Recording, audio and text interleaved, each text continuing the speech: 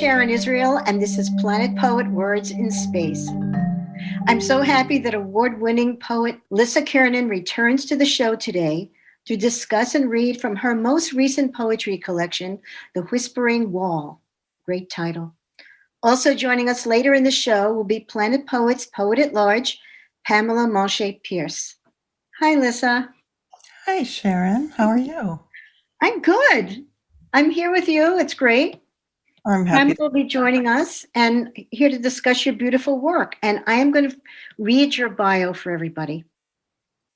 The Whispering Wall, Lissa Kiernan's second full-length poetry collection, won the 2020 Homebound Publications Poetry Prize and was a semi-finalist for Tupelo Press Dorset Prize.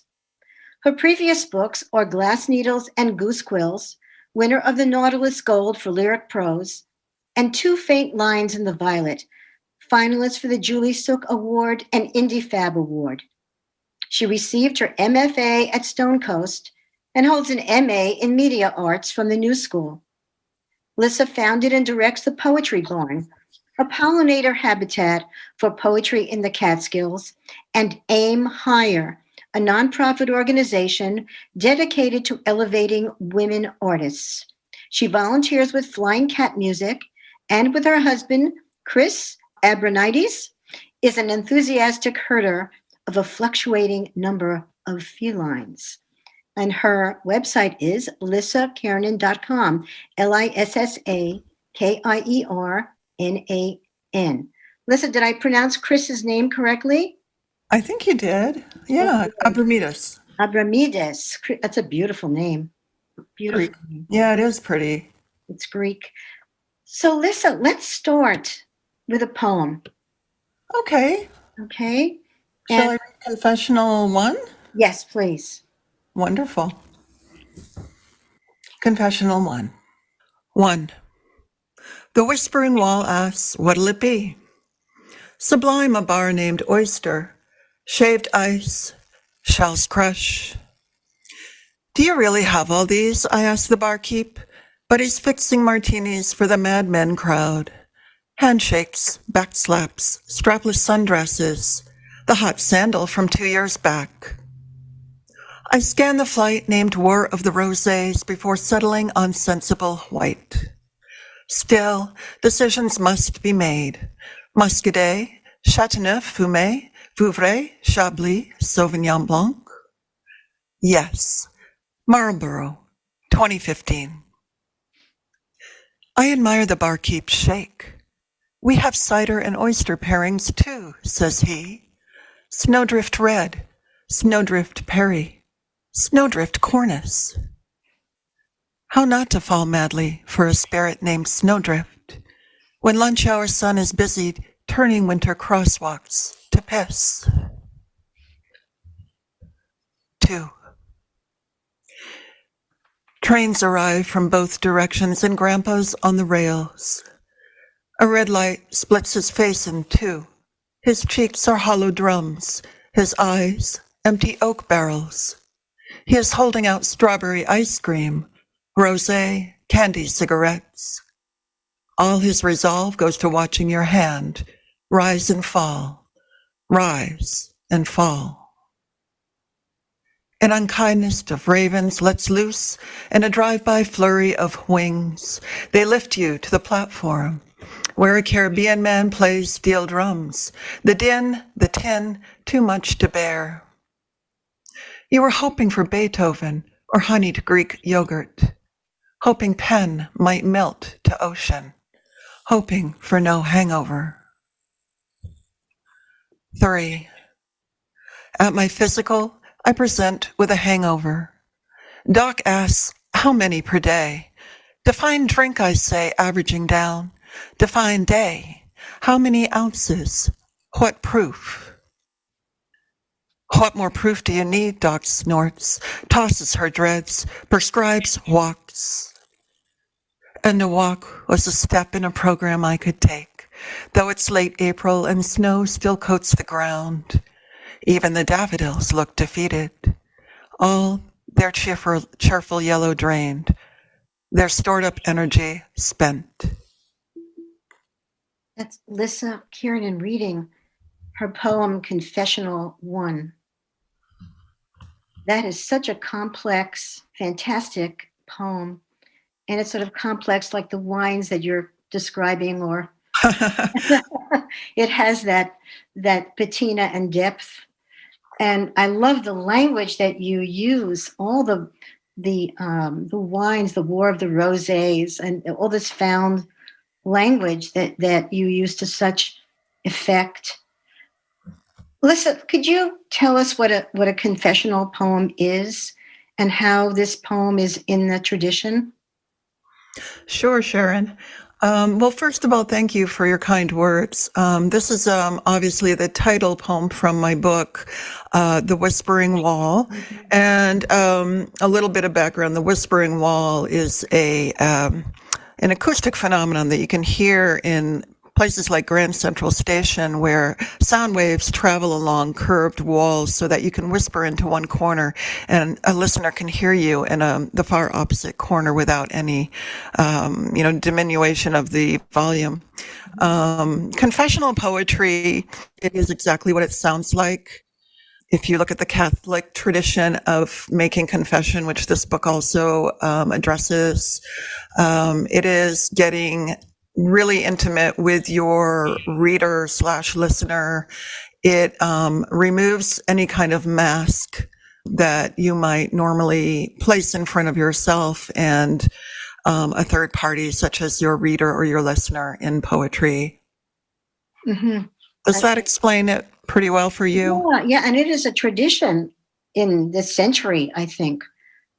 Yeah, so it was coined in, I think, around 1960 in response to Robert Lowell's Life Studies in the Nation.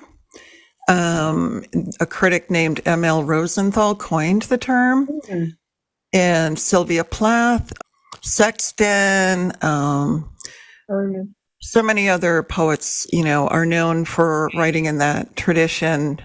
Sharon Olds, etc. It's come to be a little bit of a pejorative term in some circles. I feel like it should not be, that a confessional poem can be as technically accomplished as any other type of poem. However, it's become a little talked down to recently by critics who think that poets should address a more universal rather than talk about the I. Right. Yeah. But you're bringing it back, Lissa. And I hope to. It's the personal and the universal together. And you had this. This is a personal poem, and I think it has something to do with your transition from moving from the city to the country, to the Catskills. Yes, most definitely. That happened about 7.5 years ago now. And after living in Brooklyn for 33 years, I moved to the beautiful Catskill Mountains, and I was so happy to be here. Really, I'm a country girl at heart, having been born and raised in the Berkshires of Massachusetts. So, but it was a big adjustment from, 33 years in an urban environment. And yeah, it's funny, like one of my colleagues from way back who moved here before I did warned me about, enjoying too many Catskill sunsets with a glass of wine. And yeah, so the poem really deals with the fact that I was very much struggling with a burgeoning addiction to alcohol in the few years after moving here. And going back and forth from here to the city for another 2 years, continuing to work for my corporate clients in the city, feeling very torn between the two, really wanting to just settle here, Sure. The language is so precise. Well, gosh, thank you. I had to look up Marlboro 2015, which is for some reason such an epiphany in the poem. Right. Central point, and your use of your language also harkens back in a way to the madman culture. You mentioned madmen, and then you talk about how emotionally you're madly falling, and it's great. Nobody uses that word anymore. Right. Right. I think it's wonderful. Thank you. And you have such an original voice and a beautiful reading voice also, Lissa, if I may say. Our next poem is something that you recorded, and if I can, I will play the recording right now. And the poem is called Serenade, or did you say Serenade? Serenade? Serenade, I think. Yes.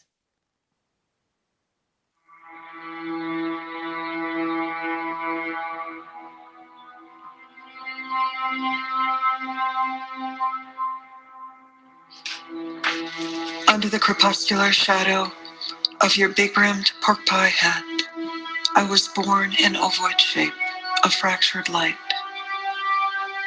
I would have preferred to have dropped into hands more self-assured. Your fingers clung to smoke. Your quasar blue eyes radiated waves of overreaching intensity. You, a cloud of nebulous material drawn together by your own gravity. Not content to be mere coordinator of rapid rupture, but Father, Son, and Ghost. O Holy Trinity, if there were a single art form that could capture your magnetism, it would have to be poetry, or perhaps architecture. With their synthesis, you knew sin, and this truth you could never lose, no matter how cold, potent, or many fine martinis. O Thunder Stealer, I am torn from your own liver. I am you, regenerated into liquid courage, coated desire. The mystery of your never love embroidering me like a fog.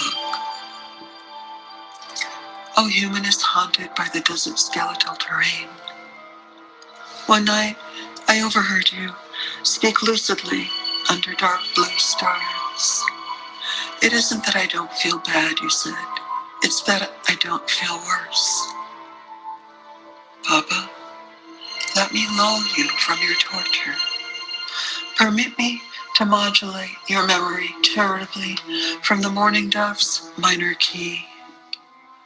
I released you when you unleashed me, poured out my permanent shadow in a great flood to liberate the parent soft, linguist of 8 tongues. It's my serenade, Daddy. I can sing any song I love.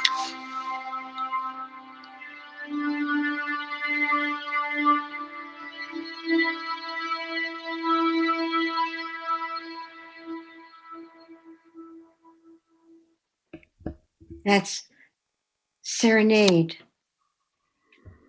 I'd like to mention the music was composed by my brother-in-law, James Johnston.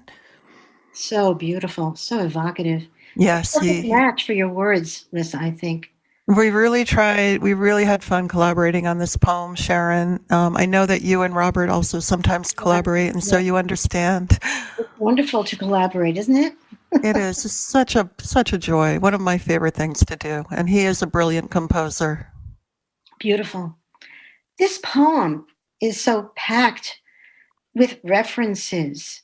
And would you talk about a little bit about Robert Oppenheimer and your father, actually, but one at a time, if you'd like. Right, but actually they don't go one at a time. They go together. So I became interested in Oppenheimer when I began to become interested in why my father got a brain tumor, and my feeling is that he was affected by a nearby nuclear energy plant named Yankee Row, and as I began to delve or explore into nuclearism, I learned that nuclear energy and nuclear war are inseparable. And J. Robert Oppenheimer was the creator of the A-bomb, the nuclear bomb. And I researched his life. Since he was called the father of the atom bomb, I was very much thinking about the parallels between, him being a father to the bomb and my father being a parent to me. Mm-hmm. Yeah. So I set out to write a poem in the voice of the A-bomb. And it became intertwined with the story of my father, or me and my father's story, I should say, and how he was the A-bomb in my life when he came out to my mother as gay in 1978. Very, very much on the, I think, forefront of straight men coming out of the closet. Rock Hudson, for example, had not come out of the closet. AIDS was just beginning to sort of appear on the scene. It wasn't really talked about, but yeah. So I was 17. He left my family home, and it was devastating to me. Your father as your own A-bomb, atomic bomb. It's amazing. You write this in the first person. Thunder Stealer, I am torn from your liver, like Prometheus. With its right, so beautiful. I wanted to thank read. you. Oh, you're welcome. Your voice is, I find, very special, and I want to read a comment from the comments that Judith Vollmer, the author of the Soundboat New and Selected Poems, wrote about you and your work here. Guiding all is the gorgeous dreaminess in Kiernan's voice, pouring into us its alchemies. Art itself is the elixir that distracts from or miraculously surpasses illusion or myth. A witchy and sardonic wits at work, too, in these poems. Singing with Stevie Smith and with Plath, what a great gift of solace and heart this book is. I just think that's pretty wonderful.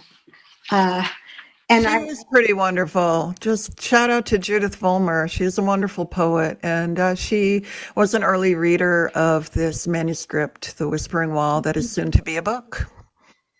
Can't wait. You also write about various people, including scientists such as Oppenheimer and artists. I wanted to read another comment that pertains to Serenade and also to your influences of artists. Kiernan definitely weaves her own personal narrative into the lives of other artists, including Remedios Varo, Leonor Fini, and Leonora Carrington, historical events, computer systems, mythological figures, and even Arab dynamic concepts, so that the collection subtly expands the dimensions of what the self means. And that's Christian Golson, author of All the Beautiful Dead. You have as an epigraph an amuse bouche, which I love the name instead of an epigraph, that you start your book with, and you start one that's written by Leonor Fini. I strike it, stalk it, try to make it obey me. Then, in its disobedience, it forms things I like. And I found that fascinating that you open your book with that. I love that quote so much. It really sums up my feelings about writing poetry. It's always kind of a battle, like the poem is its own being, and we're kind of doing battle, and sometimes it disobeys what I want to do, but then finally, like, it forms things I like, you know? You hunt it, and then it finds you, right? Yeah. Good way to put it, yeah. Did you read for us a poem that's sort of an homage to Fini, She of Ungrateful Apology? Sure, I'd love to. She of Ungrateful Apology. Birth, your endless name, your indiscreet night signature. You rupture my covered moments, nail my feet to typewriters. Shepherdess angel, greedy with taxis, elastic, summer torn. You envelope around sultans, romance your opera gloves pink. Shocking, the totem that thunders the stripped body, wrapped in stain, always dressed last and by shape of silk hair, who naked as drawbridge, no stockings. Blameless queen, obsessive the female of our eye as if museum were terrain. Decouple the composition sewn by suns. If 17 threads spun a wife today, 17 begging bowls flassen night. Incantato, paint with light. Permission my hands, someone who is fog. Dare I moon past thee, maid of minstrels? All dolls of fall keep felines divine. Earth animal blessed with exotic bitters. Bird peopled, pocket bobbed. That's Lissa Kiernan reading She of Ungrateful Apology, and that incantata, or incantata, which is enchanted. The whole piece is like a spell. You putting a spell on your readers. And I guess Fini put a spell on you. Could you explain a little bit about her work? She died in 1996. She was a contemporary of Frida Kahlo. And she was a very interesting, colorful, complicated woman who, her biography is fascinating. I encourage anyone to look it up and learn more about it. But she basically had an abusive father. He would try to kidnap her from her mother's custody, and her mother would disguise her as a boy to fool her father's kidnappers. So she very early on had a lot of experience with disguise and costume and mask, and she grew up to design costumes. She painted, she wrote, she illustrated, she designed products. So I think perfume bottles was one of the products that she designed, and as I mentioned, costumes for operas, and she was very accomplished. And how did you hear of her? How did you find her? I took a workshop that it was a poetry workshop, but it focused for inspiration on surreal woman artists. She was one of them. Two others who appear in this collection, Remigio Varo and Leonore Carrington, were her contemporaries, and they also make an appearance in the book. Thank you, Lissa. Thank you, Sharon. You're listening to Planet Poet Words in Space. I'm your host, Sharon Israel, here with award-winning poet Lissa Kiernan, talking about and reading from her new poetry collection, The Whispering Wall. And now joining us by phone from Manhattan to bring us the latest poetry news and the latest in poetic insights is Planet Poet's Poet at Large, poet Pamela Manché Pearce. And Pushcart Poetry Prize nominee Pamela is excited to be one of a trio of writers creating a novel. Hello, Pamela. Hello, Sharon. Hello, Lissa. Hi. As always, I'm having a wonderful time. And Lissa, you just sold one of your books, because I want to see all of this on the page.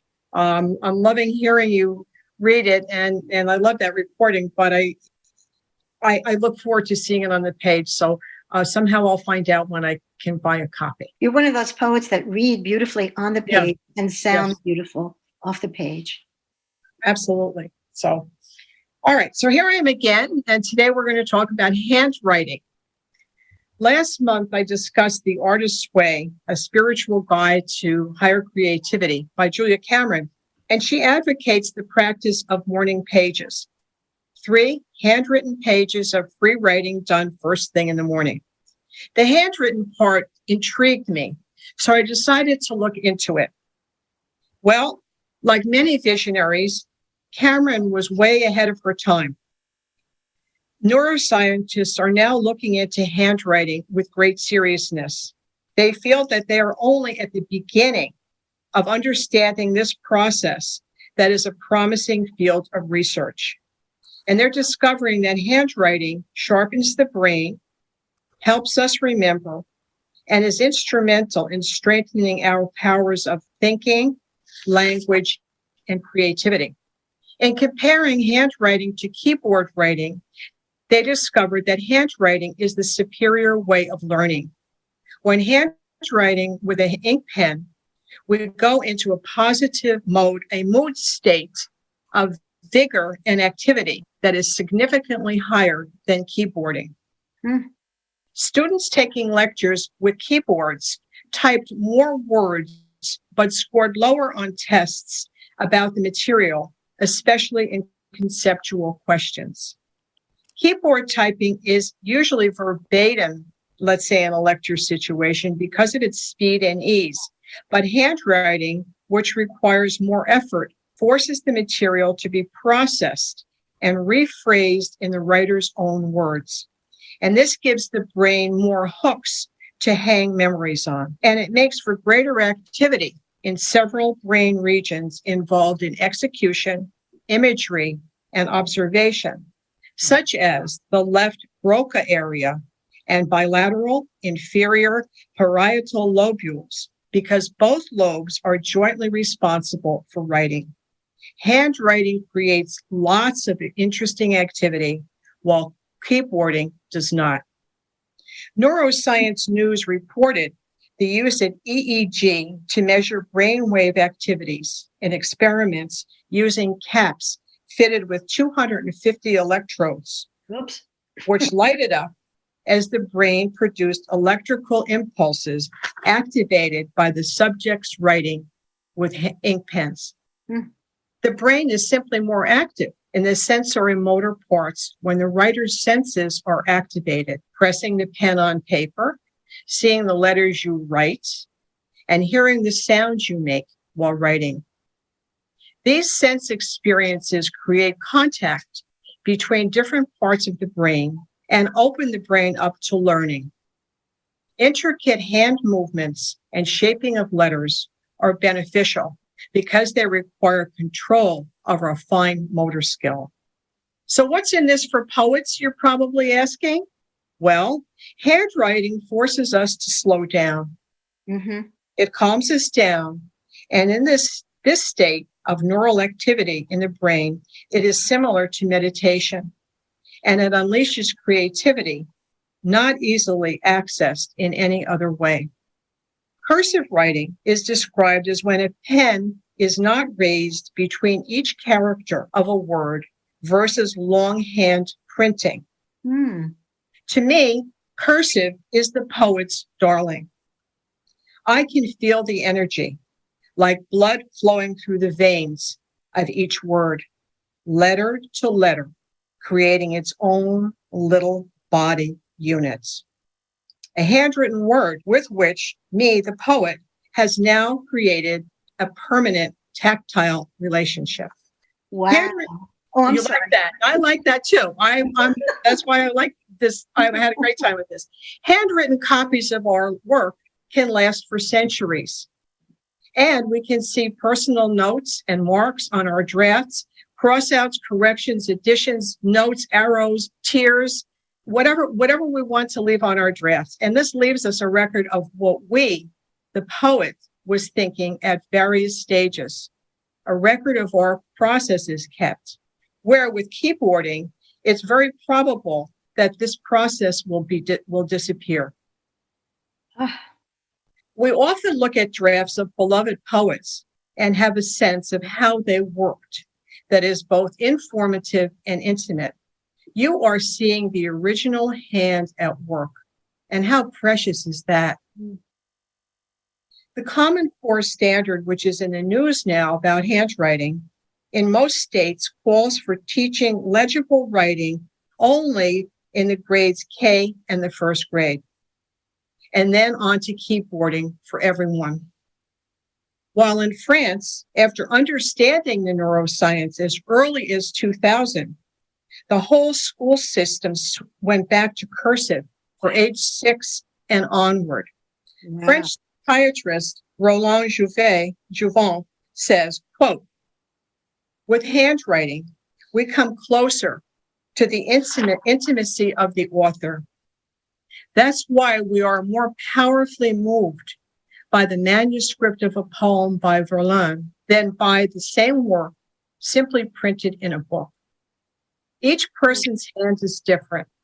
Gesture is charged with emotion, lending it a special charm," end quote. Our handwriting is as individual as our dental records or our fingerprints.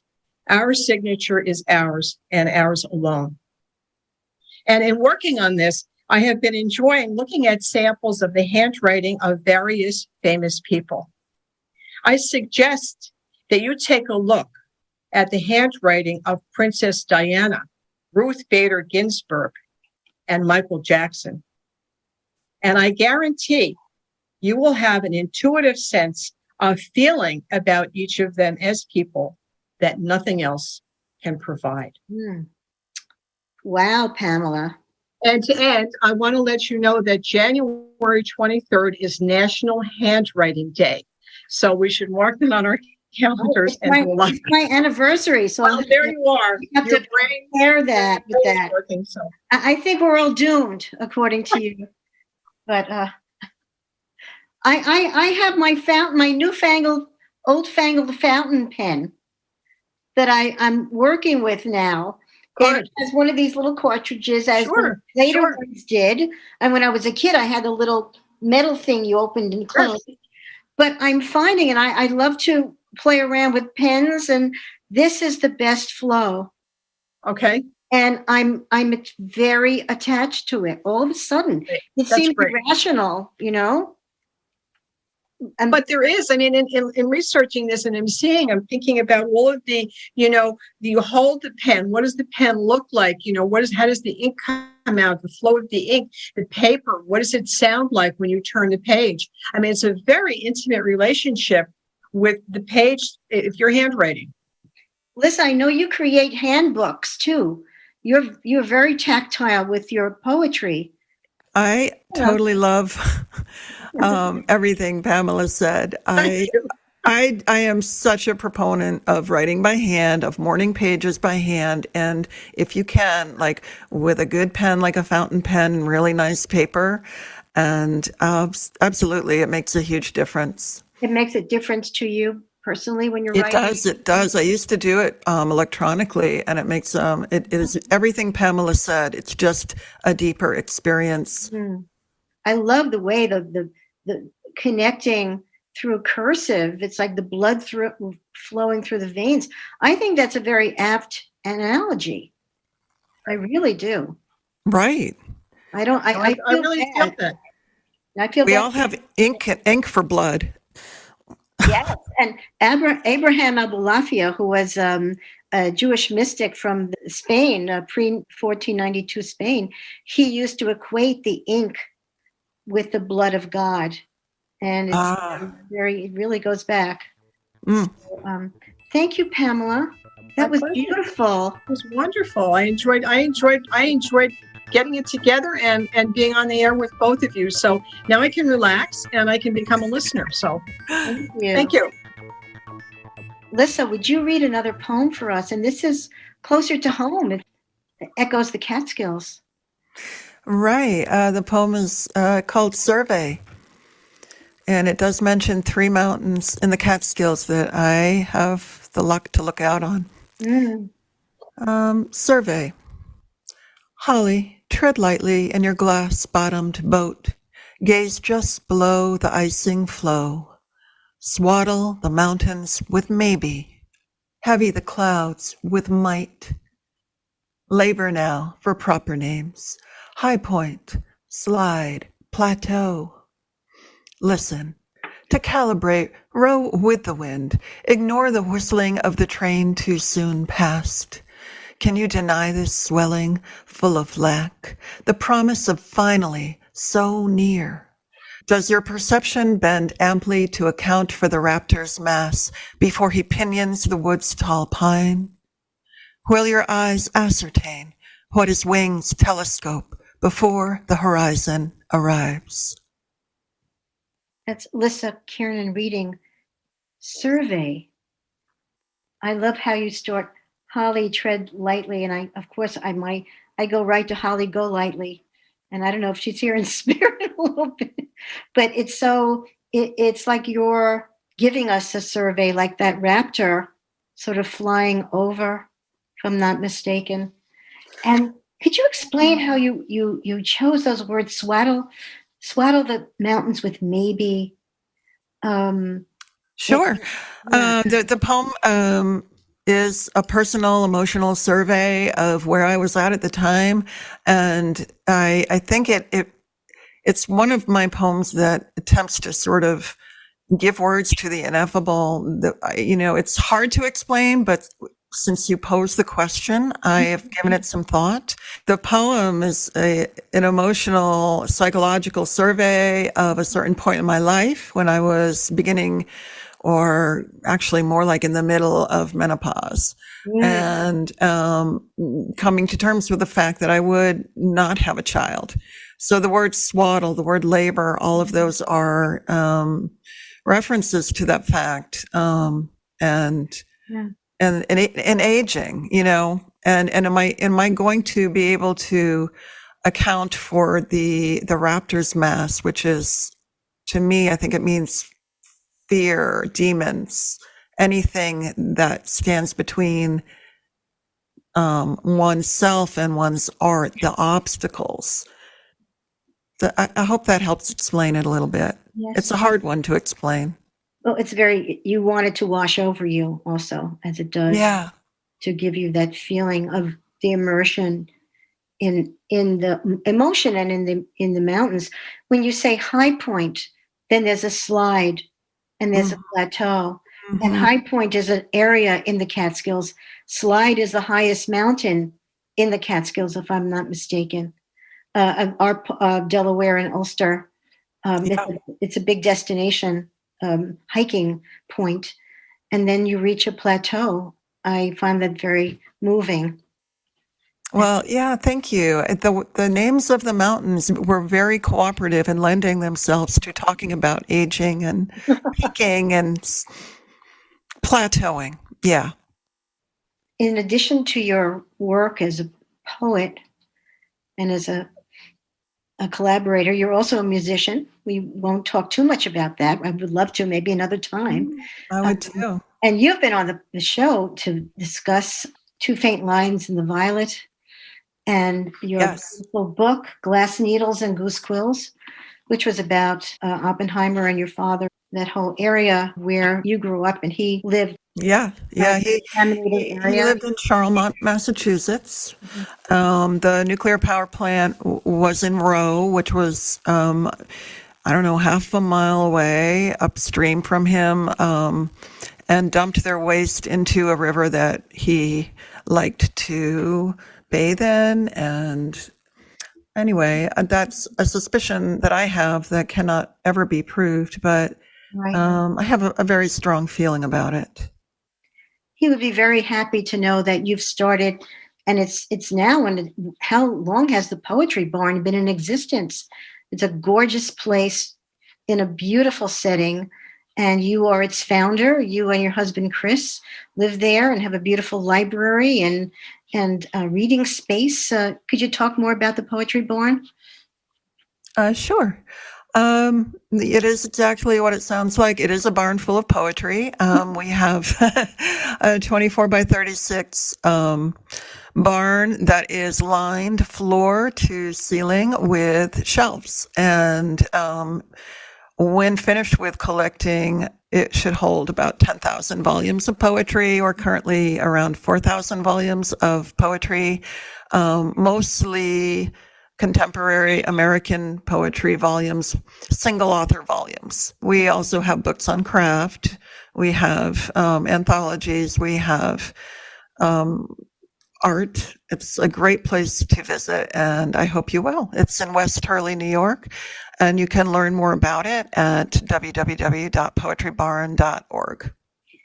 Everybody should go. Every poet should go. And you have these marvelous online classes that you produce, and they're considered the best, if not the best, one of the best ever.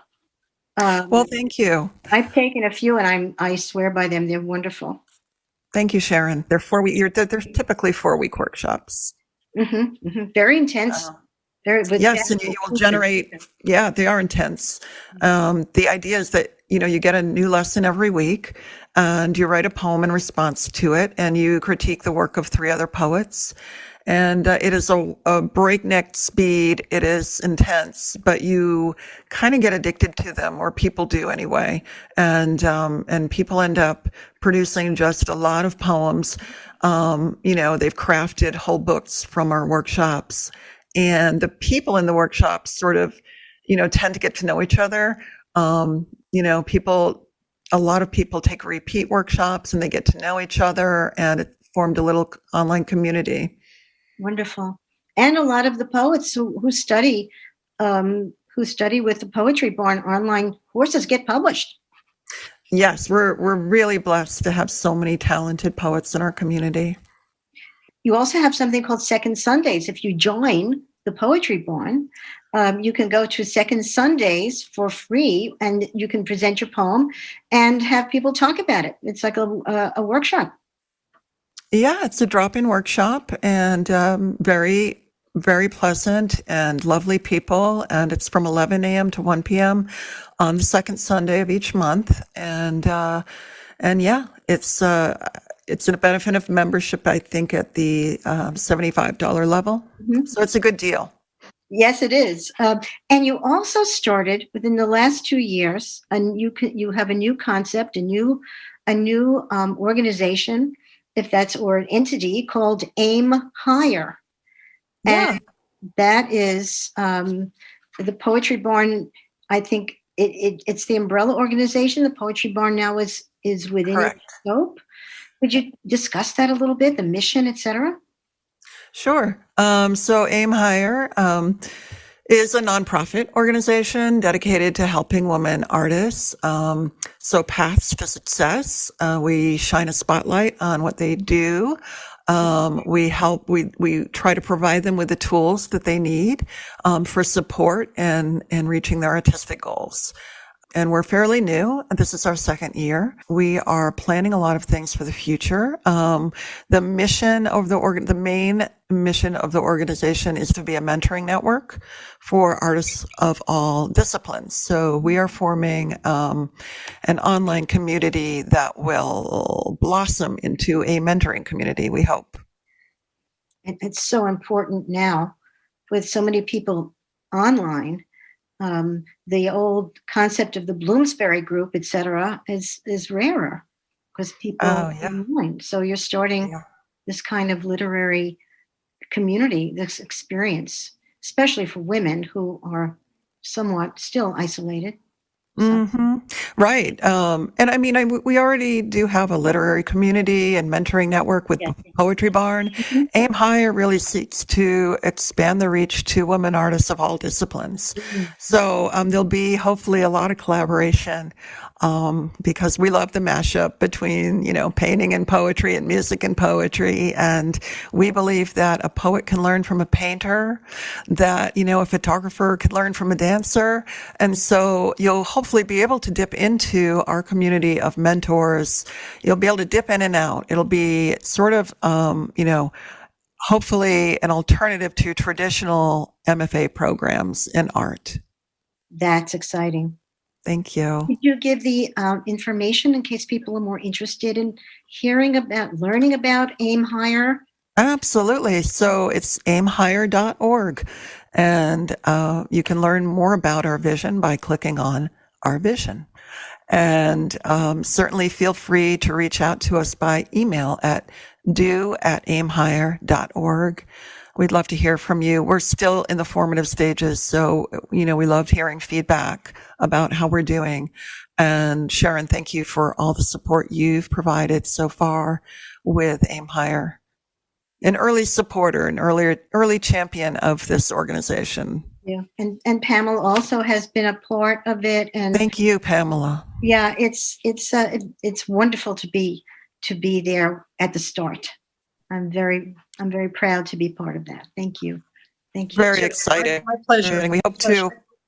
Yeah, thank you very much, Pamela, for your support. And we've been in soft launch mode now for the past year. We are making plans to hard launch and officially announce our organization and its mission by the end of 2022. That sounds good. Good luck. Thank you. Thank you so much. It's exciting. It is. And you're able to keep up with your poetry in the most beautiful way. And Lissa, would you? We're running out of time. No. Yes. If you could, we'll go out with you reading another poem. Shoe, Tunnel, and Belly. If you just give us a small talk about it for a little bit, and then we'll go out with you reading it. Sure. Shoe Tunnel Belly is a little poem that has sort of been bigger than I ever expected it to be. People seem to respond to the poem. It's a lyric poem. Most of my poems are narrative. They tell a story, but Shoe Tunnel Belly kind of just came out of nowhere. And it seems to resonate with people. It's a slight poem. It's, dealing again, I think, with mortality. Yeah. I hope that helps shed a little light on it for people. Yeah. Okay. Here's Lissa Kiernan reading Shoe Tunnel Belly. Shoe Tunnel Belly. Each foot wrapped in its shoe, each train held in its tunnel, each lemon blooming on a hill's belly. We are dying every day. Even so, I saw cherry browning in the dirt, moon orange edges, and mostly pit. Its beauty so ruined, I wanted to eat it. Lissa, that's wonderful. Thank you so Thank you so much. It's been such a pleasure. Thank you for being on the show. It's and reading your beautiful poetry. And thank you, Pamela Manché Pearce, for your wild handwriting analysis. It's much more than that. And thank you all for listening.